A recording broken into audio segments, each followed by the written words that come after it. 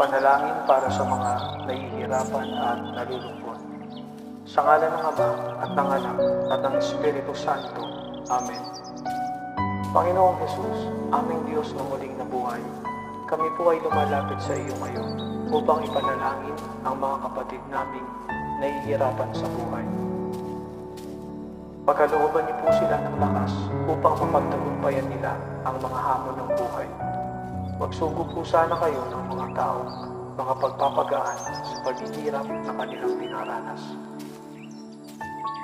Tulungan niyo rin po sana kaming lahat na maging bukas palad sa aming kapwa.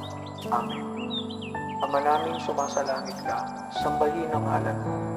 Mapasa amin ang kaharian mo dito sa lupa para lang sa langit. Bigyan niyo po sana kami ngayon ng aming kakanin sa araw-araw at patawarin niyo po kami sa aming mga sala para ng pagpapatawad namin